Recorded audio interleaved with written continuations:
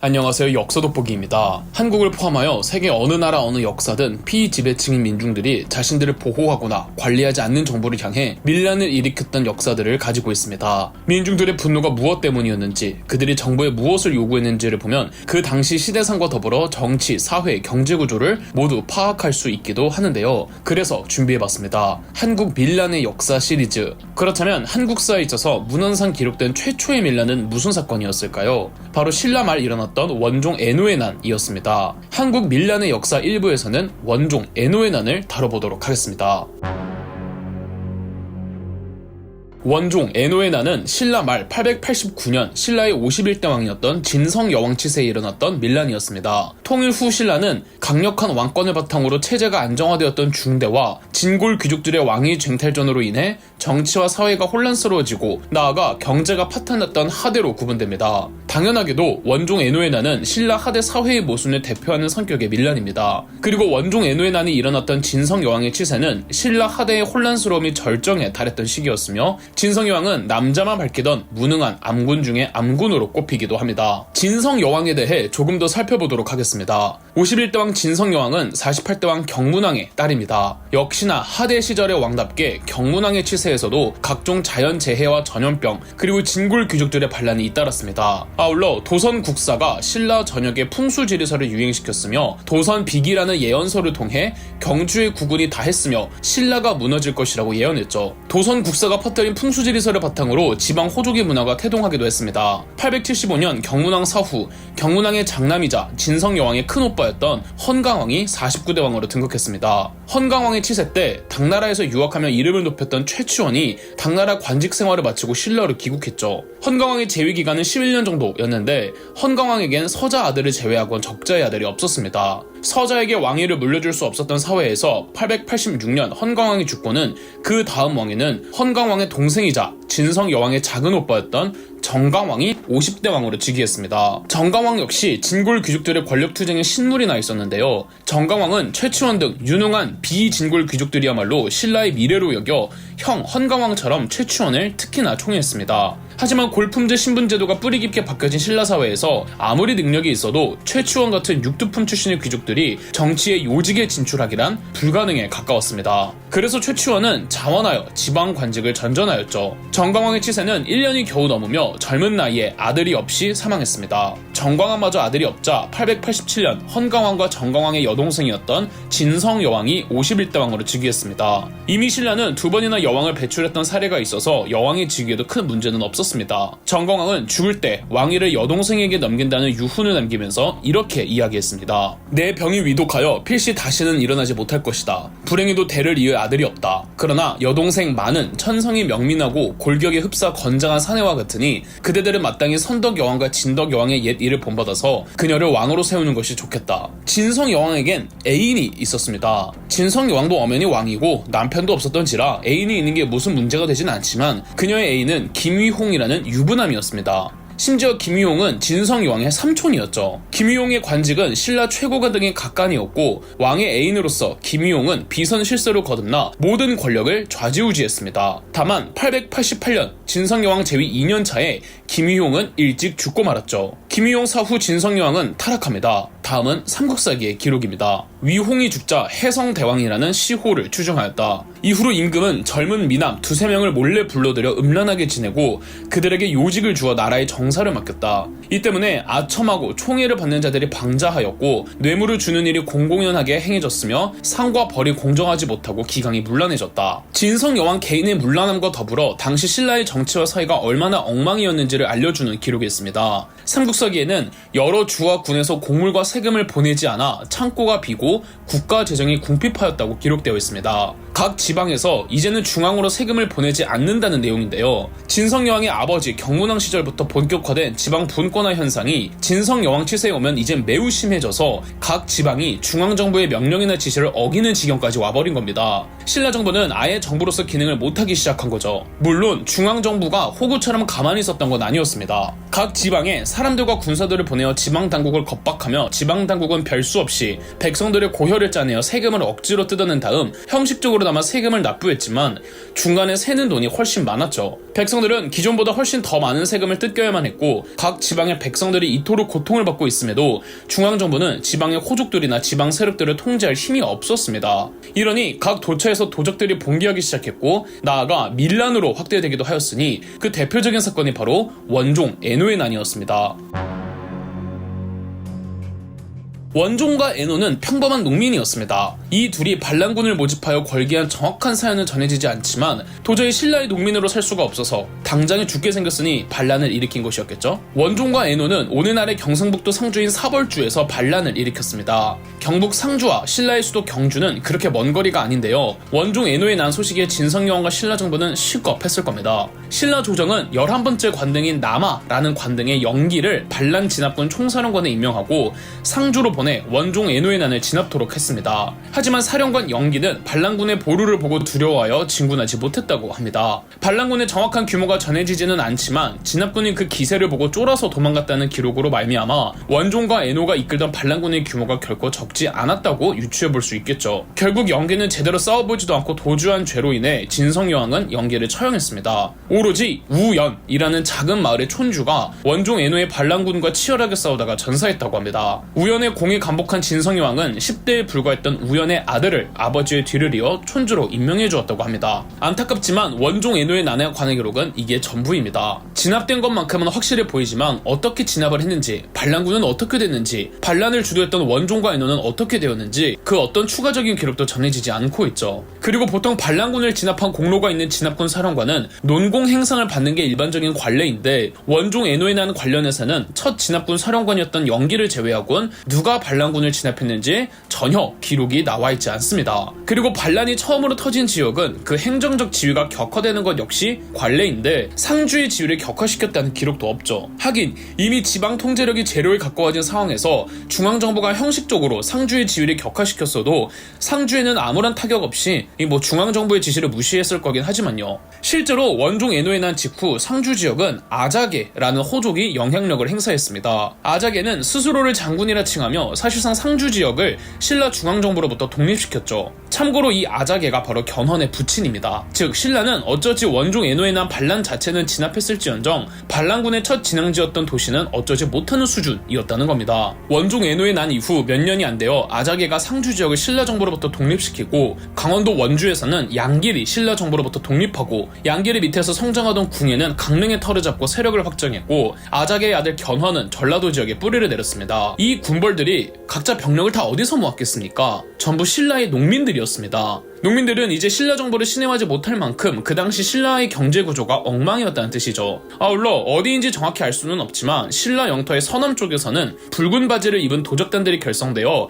신라 전 지역을 돌아다니며 약탈했는데 심지어는 경주 근처까지 왔었다고 합니다. 이 도적단을 붉은 바지를 입었다고 하여 적고적이라고 부르죠. 즉 원종 에노의 난은 신라 말 이제는 지방의 대호족들과 군벌들이 각축전을 펼치며 후 삼국시대로 나아가는 그 신호탄 같은 성격의 밀란이었다고 할 수 있죠. 끝내 진성여왕은 자신의 무능함을 자책하며 큰오빠 헌강왕의 서자였던 조카에게 왕위를 물려주며 자진 퇴위하였답니다. 고려 전기에는 뚜렷한 밀란이 없었습니다. 고려가 한반도를 재통일하고 신라와는 다른 형태의 정치체제를 보여줘야 했던 만큼 다양한 체제와 정책들이 시행되고 안정화되어가는 시기였으며 특히 고려 초에는 민심을 규합하고자 더군다나 기나긴 고려 거란전쟁도 있었던 만큼 고려 전기에서 중기 고려 국왕들은 민생 회복에 큰 심혈을 기울였죠. 고려 전기에 밀란이 크게 없었던 건 토지제도의 변화가 가장 크게 작용한 것으로 보고 있습니다. 밀란이 일어나는 이유는 오로지 경제적 이유 때문이죠. 농업이 경제생활의 90%였던 시대에는 토지제도는 곧 민생과 직결되는 가장 기본이 되고 가장 중요한 경제구조였습니다. 신라시대의 토지는 노급이란 토지를 바탕으로 이루어져 있었습니다. 노급이란 귀족들에게 하사되는 토지로 노급의 주인은 자신에게 할당된 이 노급이란 토지 위에 사는 백성들로부터 세금을 받아낼 수 있는 수조권의 권리와 백성들의 노동력까지 멋대로 징발할 수 있는 권리도 가지고 있었습니다. 국가도 아닌 귀족에게 백성들은 세금을 바쳐야 했고 노동력도 바쳐야만 했죠. 통일 직후 신라 사회가 안정화되어 가던 신라 중대에는 노급이 폐지되어 귀족들의 힘이 약화되고 백성들은 한시름 자유로울 수 있었습니다. 하지만 신라 중대가 혼란스러운 신라 하대로 넘어가면서 노급이 부활하였고 백성들은 다시금 귀족들에게 경제적으로 예속될 수밖에 없었죠. 지난 1부에서 다룬 원종 애노의 난 역시 그렇게 누적된 백성들의 불만이 터져버렸던 밀란이었습니다. 정확히 어느 시점인지 알 수는 없으나 고려는 건국 초기부터 노급이란 토지를 폐지해버렸습니다. 노급의 과도한 권한 덕에 신라 하대 백성들의 불만은 하늘을 찔렀고 이로 인해 각종 밀란이 잇따라 일어나고 또 각 농민들은 신라의 중앙정부가 아닌 각 지방별 군벌 혹은 호족들에게 붙어버리며 신라 사회는 해체되어 버렸잖아요. 이제 신라를 대체하게 된 고려는 신라와 같은 전철을 밟을 수가 없었고 곧바로 노급을 폐지한 것으로 보입니다. 특히나 태조 왕건은 세금 면세 및 혜택을 다양하게 주면서 백성들의 피폐해진 삶을 회복하는데 주력했습니다. 그렇다면 노급을 대체했던 고려시대의 토지제도는 무엇이었을까요? 고려시대 토지제도를 전식과라고 합니다. 5대왕 경종, 7대왕 목종, 11대왕 문종 때에 걸쳐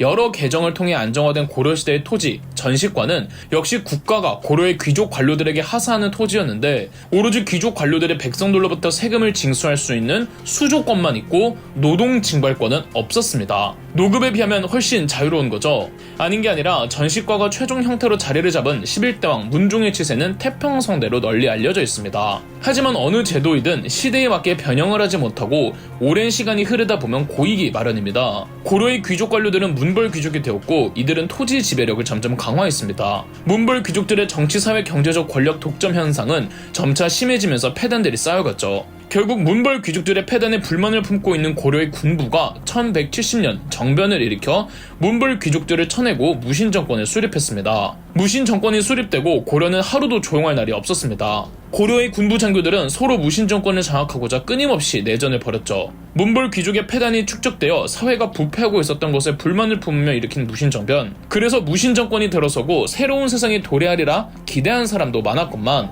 지배층들의 출신만 다를 뿐 근본적인 부패함은 그대로 이어졌습니다. 아니, 오히려 더 심해졌습니다. 11대왕 문종 이래 고려 토지제도의 근간으로 자리를 잡았던 전식과 체제가 붕괴되어 버렸죠. 왕은 허수아비이고 조정은 무능하니 지역별 토지 상황과 생산력을 전혀 파악하지 못하고 이 권력자들은 개인의 재산 늘리기에 바빴습니다. 법적으로 정해진 원칙에 따라 관료에게 토지를 지급하는 방식을 무시하고 다른 귀족의 토지든 힘없는 백성의 토지든 상관없이 권력자들은 토지를 마구잡이로 불려나갔죠. 엄격히 구분됐던 토지의 소유권과 수조권이 섞여버렸습니다. 이에 따라 귀족의 토지에 예속된 백성만 피폐한 삶에 신음해야 했죠. 밀란이 안 터질래야 안 터질 수가 없었습니다. 그리고 무신 정권 중 이의민 같은 천민 출신들도 고려 최고 권력자로 거듭나는 것을 보면서 신분제 간 엄격한 질서의식이 많이 무너진 상태이기도 했죠.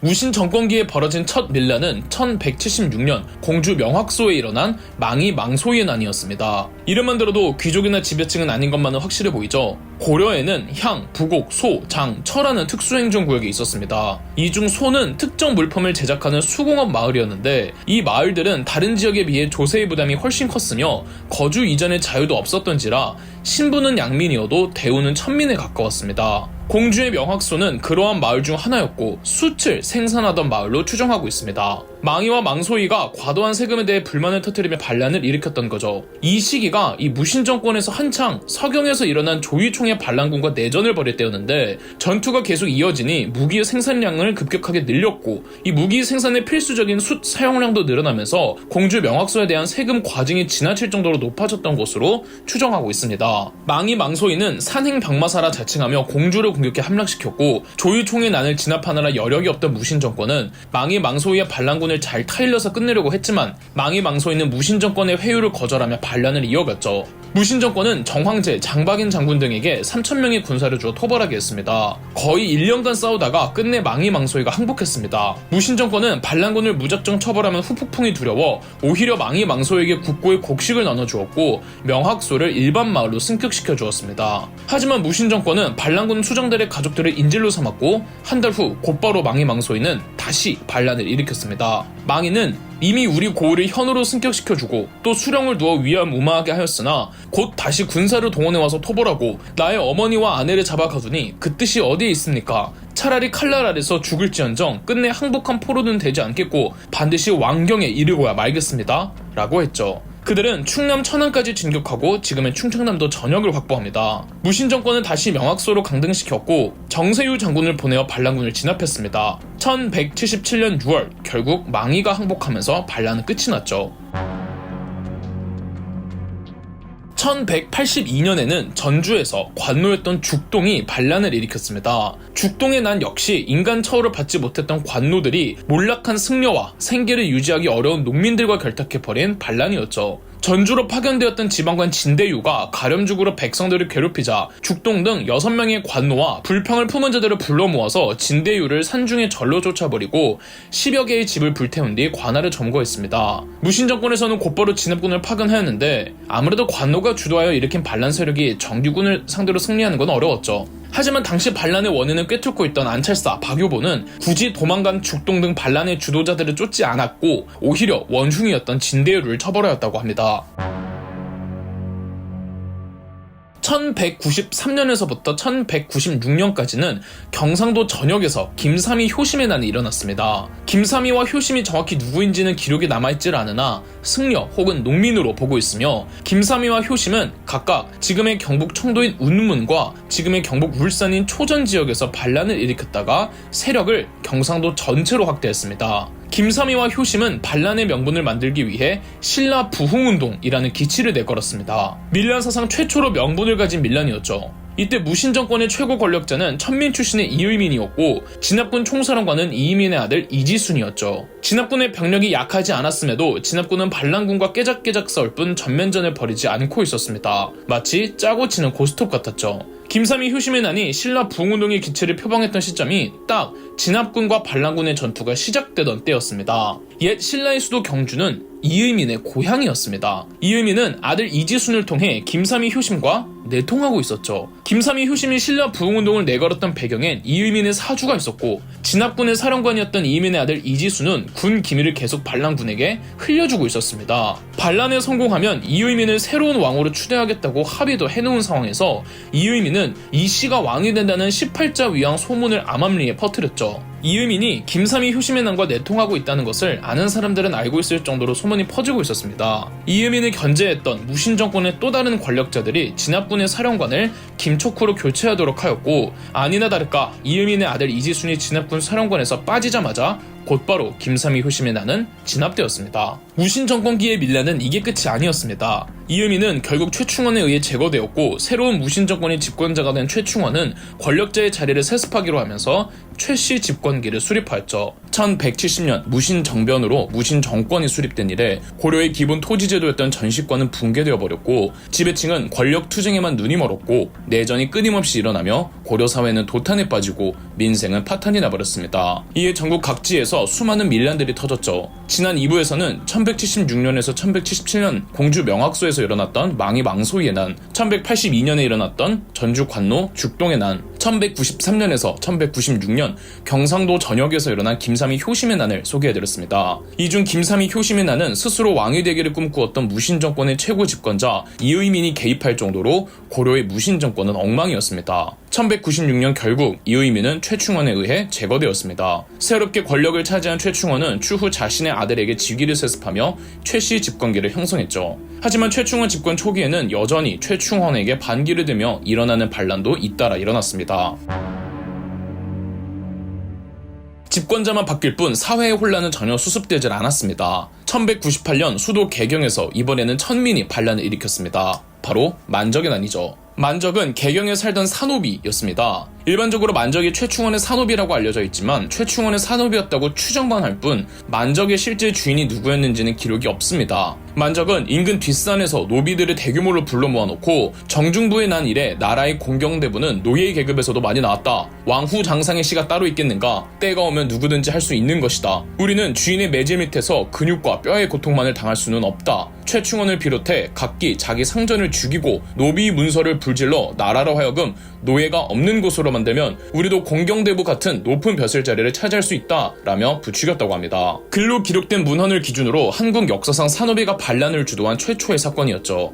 만적과 만적이 불러들인 천민 반란군은 노란색 종이로 정을 표식으로 삼고는 정해둔 날짜에 맞추어 흥국사라는 절에 모여 관노비들과 합류해 반란을 모의할 생각이었습니다. 하지만 생각보다 많은 인원이 모이지 않자 만적은 거사이를 다른 날로 미루고 말았죠. 모든 반란을 미루는 순간 내부 고발자가 나오기 마련. 겁을 먹은 한 노비가 만적의 계획을 주인한테 일렀고 이 소식이 최충원의 귀에 들어가자 최충원은 고발자를 제외한 전원을 잡아들여 강에 던져 죽여버렸습니다. 우리나라 최초의 신분 해방운동이라고 평가받는 만적의 난은 굳이 따지자면 반란은 일어나지 않았던 미수 사건으로 그치고 말았습니다. 하지만 만적의 난은 전국으로 퍼져 다른 천민들의 마음을 자극해버렸습니다. 만적의 난으로부터 3년 후에 경남 진주에서 공노비, 사노비가 모여 실제로 반란을 일으키기도 했으며 제주도에서도 중앙정부에 항거하는 일도 있었죠. 1202년에서 1204년에는 이번에도 경주에서 이비 패전의 난이 일어났습니다. 역시 농민들이 일으킨 반란으로 이비는 경준의 토호 세력으로 추정하고 있으며 패전은 일반 농민 혹은 유랑민으로 추정하고 있습니다. 최충원에 의해 제거된 이의민의 근거지가 경주였기에 아마 이의민의 잔당 세력들이 밀란을 주도했다고도 해석하고 있죠. 이비 패전의 난도 신라 부흥운동을 명분으로 내걸었습니다. 최충원은 김척후를 경주로 보내 반란군을 진압했습니다. 본디 옛 신라의 수도였던 경주는 고려의 후삼국 통일 이후부터 줄곧 동경이라는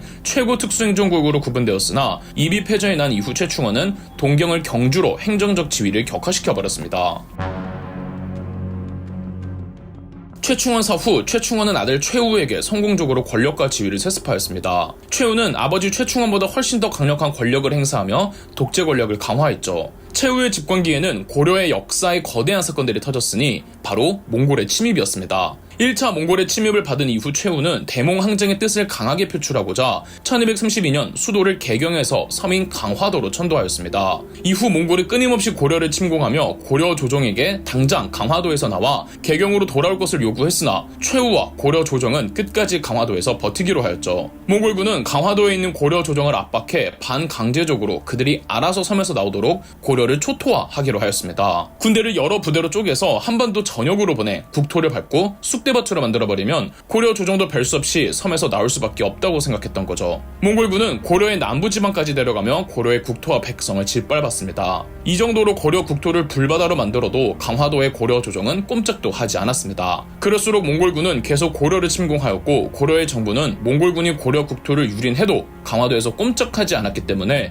전국의 각 마을들은 그들이 알아서 몽골군과 싸워야만 했습니다. 백성들은 죽어나가는데 아무것도 하지 않는 강화도의 고려 조정을 향해 민중들의 불만과 불신이 쌓여만 갔죠. 9번에 걸친 몽골의 침입 중 3차 침입은 1235년에서부터 1239년까지 무려 4~5년간이나 이어졌습니다. 3차 침략 도중이었던 1237년 전라남도 담양에서 나주까지에 걸쳐 밀란이 터지니 바로 이연년 형제의 반란이었습니다. 얼마나 고려 조정에 대한 불만이 가득 차 있었는지 전쟁 도중에 반란을 일으킨 것만 봐도 당대 고려 조정에 대한 민심이 어땠는지 알만하죠. 이연년 형제의 난은 이연년이 스스로를 백적도 원수로 자처하며 전남 담양에서 먼저 일어났습니다. 이연년 형제라고 하지만 동생 이름은 전해지지 않고 있죠. 형 이연년의 신분 혹은 출신도 정확히 전해지지 않고 있습니다. 아울러 밀란을 일으킨 직접적인 계기도 기록이 없는데 이 시기에 밀란을 일으킬 이유가 한두 가지가 아니었죠. 우선 몽골과의 항전에서 민생을 그대로 방치한 무신 정권 및 고려 조정에 대한 민심의 이반, 8만 대장경 조판 사업으로 인한 과도한 세금 과징,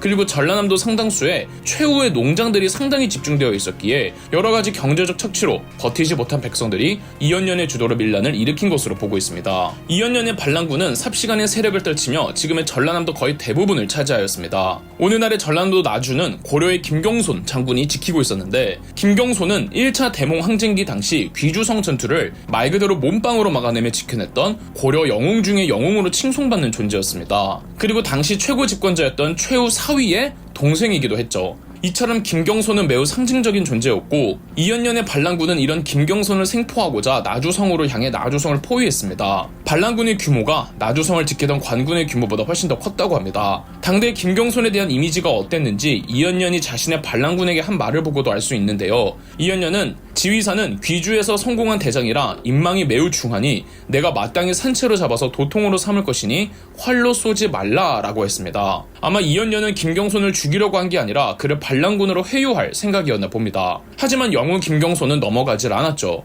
반란군의 규모를 보고 병사들이 겁을 먹자 김경손은 적이 비록 많으나 모두 집신을 신은 촌 사람들 뿐이다 라며 몸이 날렵한 사람들을 위주로 모아 반란군과 싸웠습니다. 하지만 절대 김경손을 건드리지 말라는 이연년의 지시에 반란군은 김경손을 제대로 공격하지 못했고, 김경손이 칼을 빼어 싸움을 독려하니 병사들이 죽기로서 싸우며 이연년을 죽여버렸고, 김경손은 기세를 타 이연년의 반란군을 모조리 진압하였습니다. 이연년 형제에 난 이후 고려에는 거대한 밀란이 터져나오지는 않았습니다. 이게 고려 백성들이 이제 고려 조정과 무신정권에 충성하기 시작했다는 뜻일까요? 결코 아닙니다. 고려 조정에 불신이 가득했던 고려 백성들은 전쟁 기간에는 몽골에게, 전쟁이 끝나고는 원나라에 투항하며 고려 조정에 저항하였죠. 대몽 항진기에 우리가 몽골에게 영토를 빼앗겼던 서경 이북의 동령부나 동북면의 쌍성 총관부 역시 해당 지역의 토호들이 백성들과 함께 자발적으로 몽골에 투항하면서 영토를 넘기게 된 것이었습니다. 이후 고려가 멸망할 때까지 고려 조정은 정신을 차리지 못했고, 이러니 고려 말에는 일부 신진사대부들 위주해서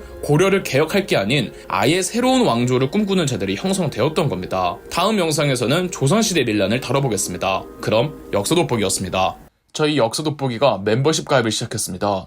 멤버십 가입을 해주신 분들 덕분에 영상 제작에 큰 도움이 되고 있습니다. 감사합니다. 영상 재미있으셨다면 구독과 좋아요, 알림 설정까지 해주시면 감사드리겠습니다.